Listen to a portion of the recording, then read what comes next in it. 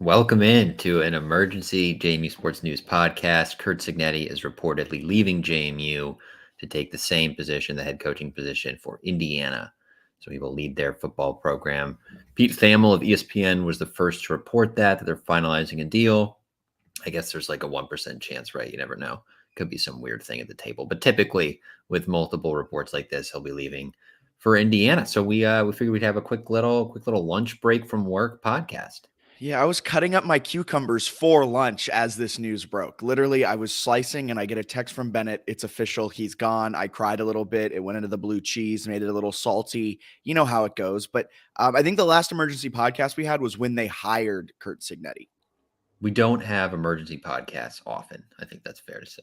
And this one felt like it was needed as the reports are coming in that Indiana is finalizing this deal. So we'll give a quick overall reaction to it, what it means for JMU. Indiana, kind of our reaction to that choice because Duke was rumored in there as well. And then we'll wrap it up with kind of candidates that may fit the bill to take over the head coaching position, if it's going to be an outside hire, if it's going to be an inside hire. But first, real quick, at the top, as always, we have to say, check out 3-Notch, their Valley Collab House. Always great stuff. You can drink away the pain. Drink responsibly, but you can drink away the pain of Curt Cignetti leaving. And if Curt Cignetti, if you're listening, head on over to the Valley Collab House for one last drink in Harrisonburg, Virginia. There's a reason Christopher William Jewelers has been voted Best of Virginia year after year. It's not just one thing that sets us apart. It's everything. It's the selection, extensive and unmatched, with every engagement ring, loose diamond, and fashion jewelry chosen for quality and brilliance. It's the service. From our diamond experts to our master goldsmith, our team shares a passion for what they do, and it shows. It's the atmosphere, both glamorous and laid back. See for yourself why people can't stop talking about Christopher William Jewelers in Harrisonburg and Weir's Cave. All right, where do you want to start? Quickly, the holiday season is off and rolling with NFL in full stride and the NBA and NHL hitting midseason form. BetOnline is your number one destination for all your sports wagering info. With up-to-the-minute sports wagering news, odds, trends, and predictions, BetOnline is the top spot for everything pro and amateur sports. And not just the big four, BetOnline has info available at your fingertips with both desktop and mobile access at any time for almost any sport that's played, from MMA to international soccer and more. Head to the betonline.ag today. And remember to use our promo code BELIEVE. That's promo code BLEAV for your 50% welcome bonus on your first deposit. Bet online where the game starts. Curt Cignetti to leave JMU yesterday. All of a sudden probably went to like minus 750 if we're talking betting terms. Yeah, there was some rumors that were heating up last night where it seemed like maybe it would even be announced last night that he was leaving for Indiana. So where do you want to start with this bad boy? All right, so it's Indiana. The rumored is it's about a $5 million a year gig, right? That's what Allen was making, right? Something so like I imagine if it might even be more than $5 million a year. We'll see when it kind of all gets finalized. I'm not going to good for Curt Cignetti. I want to get that off the top. This is a move I would honestly say he has to make, right? You're 62, 63. This may be one of your last chances to take this jump, and you're going to be making 4 times as much money as you would have made if you stayed at JMU. Indiana is actually, so I was doing some reading last night, actually kind of committing more to football with, I think, maybe the long-term view that the P5 and the NCAA in general could explode, and you could have like your athletes are employees, and if you want to like stay in the Big Ten and they don't cut you out, you need to be better at football. So they are like kind of investing in it. I think they've got a decent amount of NIL money. I saw some fans for Indiana saying they would have like $3 million annually or something that they could throw around. They have more resources than JMU, so I get that. I agree with you that he's getting a little bit older. If you wanted to make a leap, kind of getting to the right time, right? Strike while the iron is hot with JMU at 11-1. At the same time, man, Indiana, like I thought he was going to leave too, but like they're a bad football program, and I think he can win games. This man's not going to go out there and like start beating Michigan consistently or Ohio State or Penn State. Like I get why he would do it. But if you're an Indiana fan, do you think he's there for 10 years? Because I don't. I think it's another stepping stone. I think it's a better stepping stone because he can, like, if you go 8-4 at Indiana, it's like, wow. For 2 years. If he goes 16-8 over the next 2 years at Indiana, all of a sudden he's getting looks from like high-end P5 schools. And boy, has he taken an unconventional route to get where he is, but it is working out for Curt Cignetti. this might anger some Hoosier fans. I was a little sad that it was Indiana. I thought Curt Cignetti was better than Indiana. I thought it was going to be Duke, a potential ACC school. You were saying it. I kind of had the same feeling. I mean, we posted an Instagram reel on our Instagram today talking about how it's a 50-50 shot he stays or leaves, but it's a 95-5 shot if it's West Virginia. I thought he'd stick around for another year, hope for that West Virginia opening. Neil Brown's always on the hot seat, but he didn't, and he went to Indiana. Good for him. Pittsburgh native going to Bloomington, Indiana. I don't think it's much different than Pittsburgh, so we can't really fault him for that. And you're living like a king. You're living like royalty with $5 million a year when you're in Bloomington, Indiana. And I do think the stepping stone point is important when people are like, what does he think he's going to do? Go to the college football playoff? No, I don't think that's part of his plan. I think his plan, right, is to make a couple of He's going to make $10 million yeah. over the next 2 years after he would have made $750,000 this year and next. And if you do well there, you can absolutely use it as leverage for another gig. That would be my guess, is that he thinks it's a better leverage spot. Also easier, right? So we talk about Duke. Elko had Duke playing pretty well. Yes. So like to improve Duke, you'd have to be getting close to like 10 wins in a year. He doesn't need to do that right now with Indiana. If he gets 6 wins next year, they are going to be stoked. That seems like a doable thing given how the portal works. We'll see how much roster turnover there is for JMU, but like, I don't know. He's got a chance to go out there and win some games. Their non-conference schedule next year, Indiana, is terrible. Like they should win those games. And then if you win a couple conference games, you're flirting with a bowl after a 3-9 year this year. So he's in a decent spot there where I think he can probably win at a reasonable level quickly. I'm still disappointed as a JMU fan when you hear the comments. And I mean, I don't think he should say otherwise, but when he says the grass isn't always greener, you sort of assume that he's going to be super picky. I don't know if Indiana's super picky. Like it's just not a great football program. So I think that's what's frustrating for JMU fans is like JMU's got a better football team, better football program. It is annoying. It's a money thing. And again, I'm not pocket watching, none of that. Like, good for you. Go make the money. But with all of the talk he had been saying, the grass isn't always greener. We play for championships. I want to play for a championship at JMU. He played for one championship at JMU. And he just had a weird time, and he's a fantastic coach. He was able to keep them like dedicated. He essentially won the Sun Belt East 2 years in a row. He was calling this year a championship because they beat Troy at Troy, all of that stuff. It's great.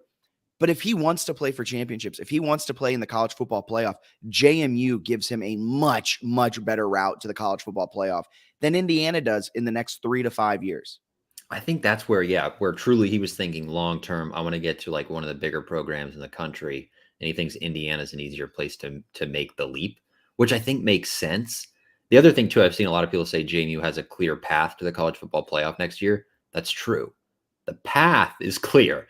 Doing that is a lot harder, right? Like let's say you return everyone. You return nearly everyone and the Sun Belt Offensive Player of the Year in the second year in the system. You went 11-1. Your only real loss is Jalen Green. You have it's a tough path, but you just went 11-1 this year. Your path at Indiana is also clear. It's win the Big Ten, but there are no such thing as divisions anymore, and you're not winning the Big Ten ever at Indiana. I agree. I just think it's being viewed too much by some fans as like, oh, they were going to do it. Like they would run it back. They have a better chance at doing it than Indiana does for the JMU has a better chance at getting a college football playoff spot next season than Indiana does have in the next 10 years.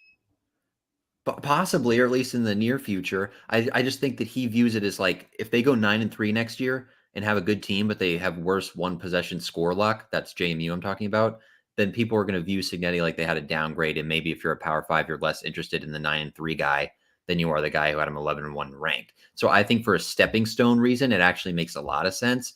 I also think for like generational wealth, I know some people are like, oh, he was almost at like $1 million at JMU or whatever. Like $5 million is a lot. So if he's there for 4 years, gets 20 mil, can pass that down to his kids, his grandkids, I'm not going to fault him for that. Like I'm not against this move. I just think as a fan, it can definitely be frustrating to be like, well, one, I wish JMU was more competitive salary-wise in the Sun Belt. And two, it's tough to lose a coach to a program that like, I don't think is going to be relevant. I agree with you on a national level. I just get why he did it because he got JMU close to a peak, and JMU might have some better years. They might have, a lot better stuff coming in the future. But they also might have some down years where they go like 8-4 because the Sun Belt East is hard, or 6-6. Yeah, I mean, they went what 9-4 last season.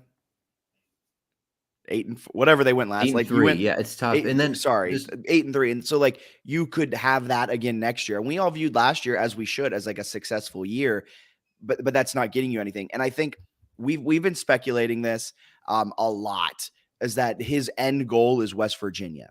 I think that's, I'm not sure how true that is, or it's Pitt, or it's something like that where he wants, who knows. But if that speculation is true, Indiana to West Virginia is a much easier stepping stone. That if you're waiting out Neil Brown, wouldn't you rather wait out Neil Brown at minimum $5 million a year? right. And it's, I don't know. I just think it does make some sense for him. I also saw some fans be like, at JMU, you can build a stronger legacy. It depends how you define legacy, right?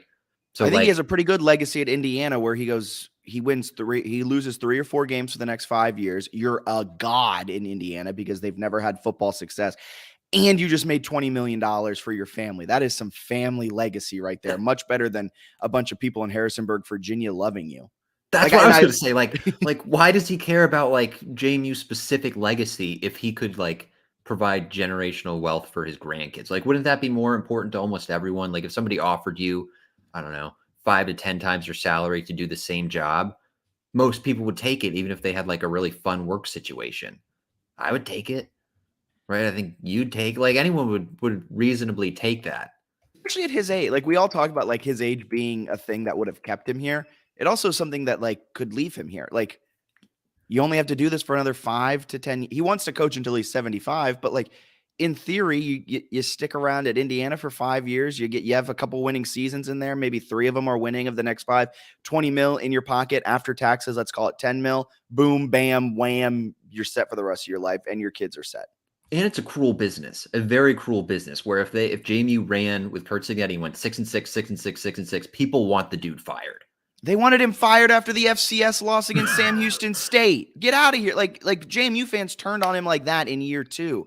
And also, you're getting a new AD. The AD business is weird at a group of 5 FBS level. He could have fired him if he lost 5 games because he's not his guy. A lot of weird stuff going on, a lot of moving parts within the athletic department. I do not fault him for the move. I also get the fan frustration, right? So it kind of is what it is. And I think I'd be as frustrated if he went to Duke. Sorry to interrupt, but I don't think I'd be as frustrated if it was like a team that had a little bit more football success.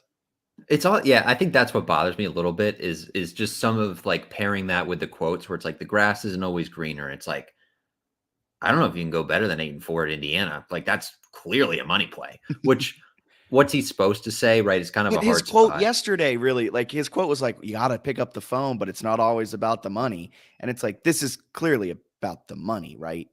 I think so. I think it's about the money. And I guess the fact that he thinks I can go get a couple bowl wins, they'll love me, and then maybe leverage it into something else. So it does make some sense, but as a fan, yeah, it's like, damn. Yeah. So do you want to transition over quickly to head coaching candidates that may be filling in for him?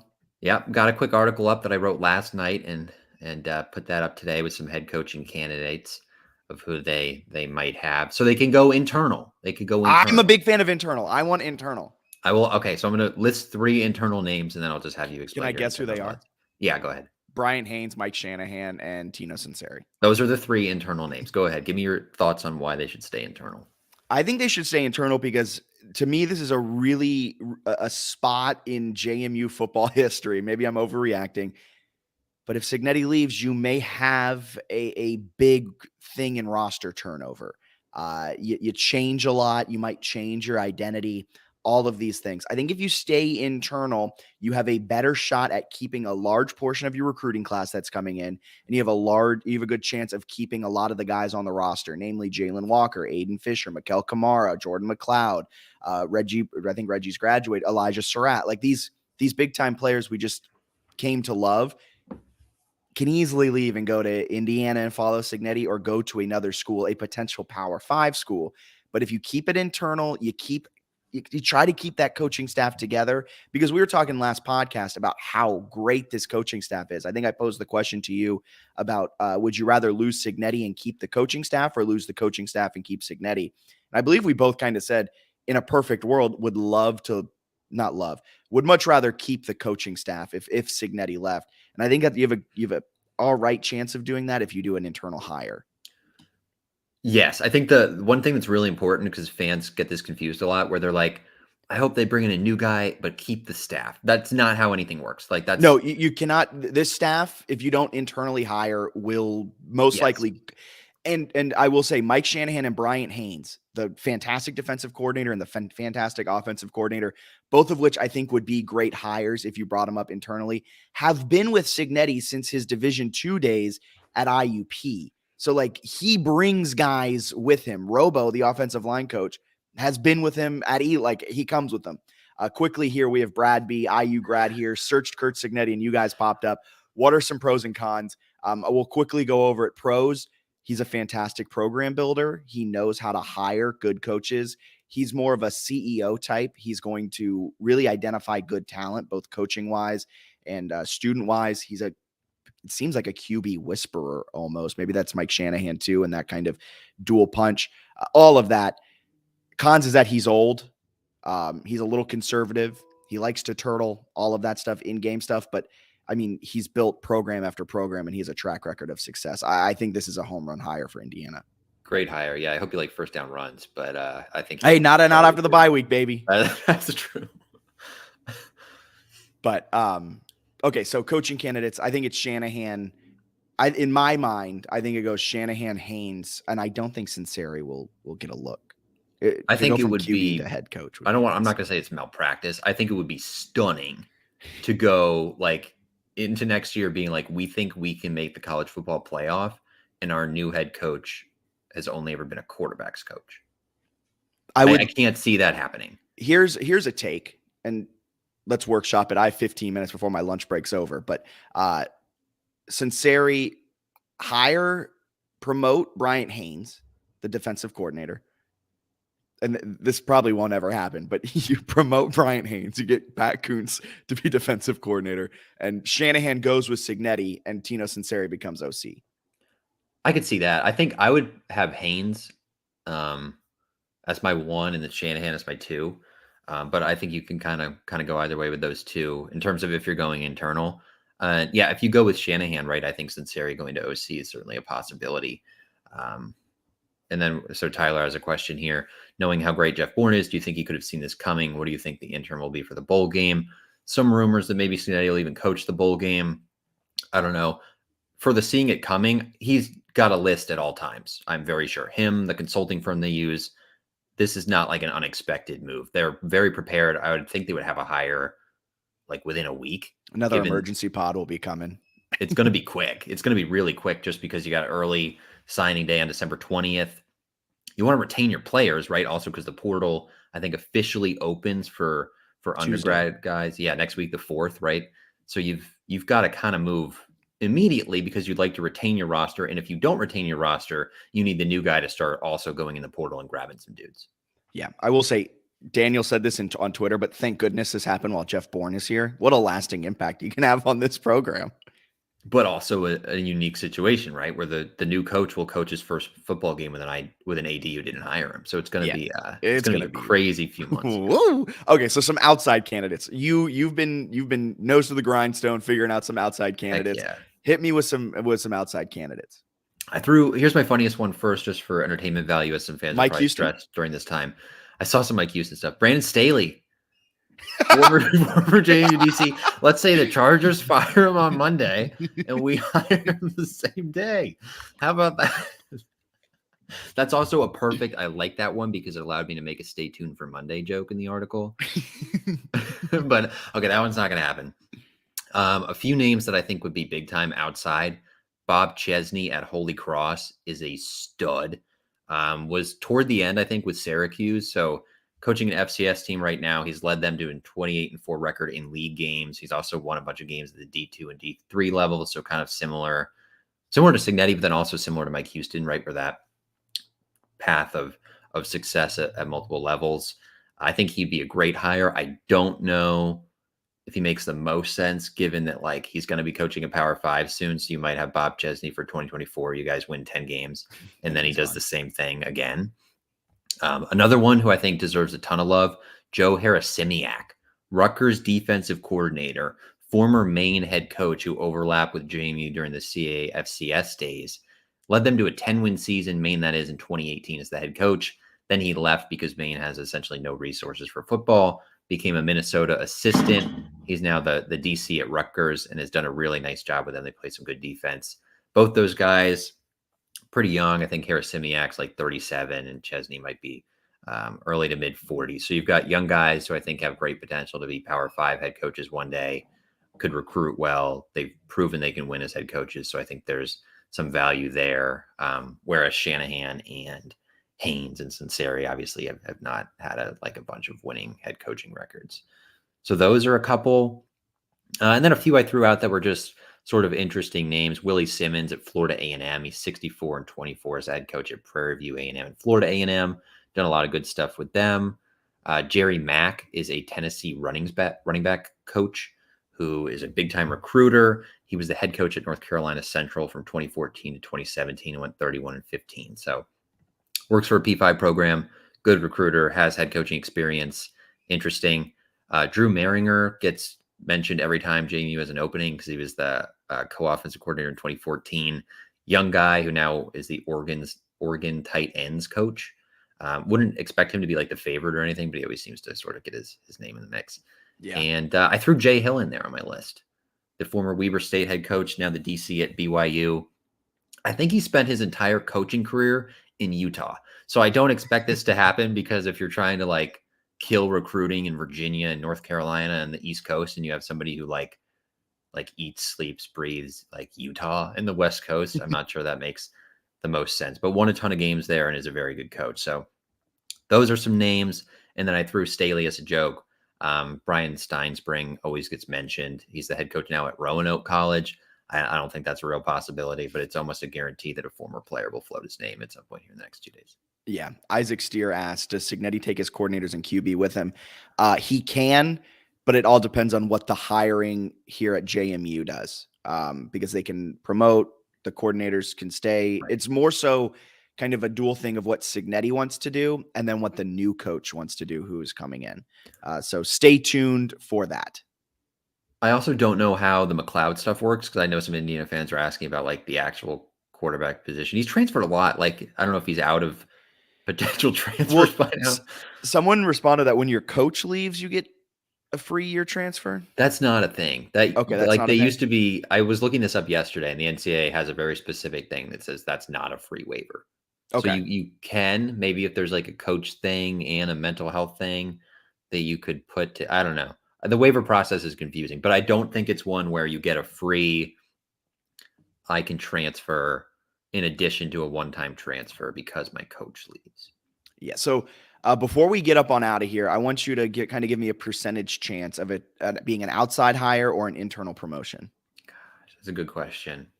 I'll let you answer first. Sorry. I'll say that they go 60% outside, 40% inside. They've got some great assistants inside, which makes me think it's possible. I also would not be shocked if they wanted to roll with somebody who's like won as a head coach before, like they did with Cignetti. That's a good point. So if it's an outside hire, who's your pick? Who do you think it'll be? It's such an impossible task because it's probably going to be some Division II coach we've never heard of. That's just the way it seems like they do it. But who do you think it'll be? If they get Chesney or Harasimiak, I think that is like home run. You nailed it. Like they're young. They've won as head coaches. They have great experience. I think they could come in, and if you have them for multiple years, I think you'd be in an unbelievable spot. A part of me kind of is coming around on the inside thing because maybe they could keep the recruiting class intact, keep the roster intact. You'd be darn good in 2024. And if that doesn't work out, the new AD would have a pretty easy crux to be like, hey, we're going to check. I wouldn't be opposed to seeing how that goes for 2 or 3 years. I think it's a 75-25% chance it's an internal. I'm pretty confident that this is going to be an internal hire, and that's really why I'm not too worried about this. Kind of the Oregon State mold of how they promoted Jonathan Smith, their defensive coordinator, who had been there for a while and had really known the kind of culture and structure. that was built there at Oregon State, and a lot of their fans are excited about that. That kind of got me more excited about a potential internal hire. According to some reports, potential recruits may be more keen for an internal hire and would be less likely to flip. So there's a lot of things that going into it, but I think an internal hire at this point in where JMU is, they have 2 stud coordinators. They have some great kind of position coaches. I would love an internal hire and trying to keep this staff as intact as possible. I see a lot in the comments that Frank Cignetti Jr. is available. I don't want Frank Cignetti Jr. He's not the best offensive coordinator when he was at Pitt. The guy who got fired from Pitt? Yeah. I assume that's a joke, but I hope it's a joke. Just to be clear, no. But I think JMU is slightly above Frank Cignetti Jr. And that would be a downgrade between the Cignetti brothers, like a big time step down from that'd be Curt really tough. Let me hit you with a couple of quick listener questions. All right, I gotta get out of here. My lunch break's almost over. I know. Hit me quick. Daniel Merriman was asking how much roster turnover do you expect? There's a few other thing there, but what do you think roster turnover wise? Do you think it gets crazy here in the next couple days? I don't think so. I think they'll keep it together for the most part. Don't be shocked though if like a Jalen Walker or an Aiden Fisher enter the portal. I don't think we'll see too much recruiting change as of right now in terms of what the recruiting classes are coming. Ben Hoffer, you can follow him on Twitter, recruiting Duke's Recruits. At Duke's Recruits on Twitter. He'll have kind of the updates over there. I think from a current roster standpoint, you'll see a few enter the transfer portal. So don't be shocked if they do. But I don't think there's going to be insane roster turnover. Also makes sense if you're a player to just wait like 3 days. And then yes. I think the hire is going to happen within the next 10 days. Oh, I think it'll be like within a week. I think because that's why Indiana acted so fast. Their athletic director wanted someone in place for Tuesday for the transfer portal and to get everyone back together and essentially recruiting people. I would not be shocked if the hire's made Monday. Yeah, I could see it happening quite quickly. I saw another couple of replies to the coaching candidate story. Bubba Fiss asked if Mike London could be a possibility. I think that'd be underwhelming given his terrible tenure at Virginia, even though he's been a really good FCS coach. And then somebody suggested Al Golden. I guess he's an assistant at Notre Dame now. I think he was at Temple in Miami and had some. He could certainly be an interesting look. I kind of think young. I think they go young this time. Sort of in that similar Houston vein where it's an internal hire, or if they can get a guy who's won but is young, I think that'd be quite the play for them. Ben just put in the YouTube comment section. I just got word coaches are contacting recruits. That's both JMU's current coordinators and other coaches. And that's normal. That's normal, man. That's how the sausage gets made, man. I can tell you're trying to rationalize. No, I mean, that's just like how it is. Like it's a shady enterprise where it's like all about money. It's not about student athletes, right? It's about just like, can I get the players to have my team win? Like, let's say JMU gets a coach from some other school that had a few good players.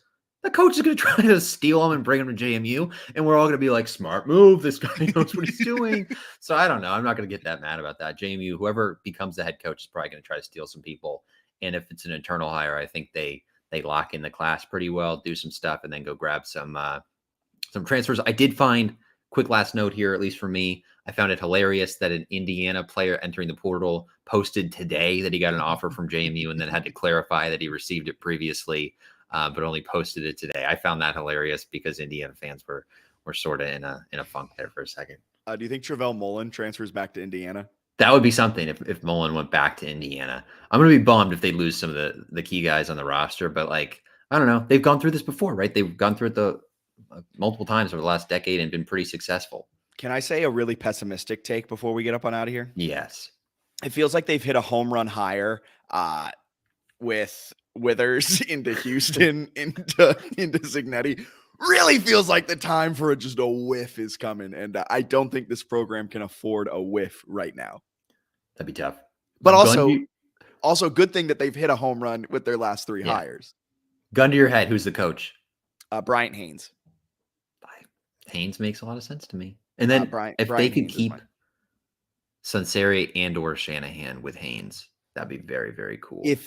I think Shanahan, if he's not the promoter, I think he goes with Cignetti. That's fair. I think Pat Kuntz, if they can keep Kuntz and Sunseri, that's awesome.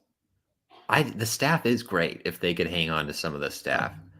Yeah. So, keep it locked to our Twitter, JMU Sports News, our Instagram, same handle, and our website, www.jmusportsnews.com. We'll be hitting a lot of content coming, a lot of stuff. Nova, we need Tino to stay, Jordan, and a few others.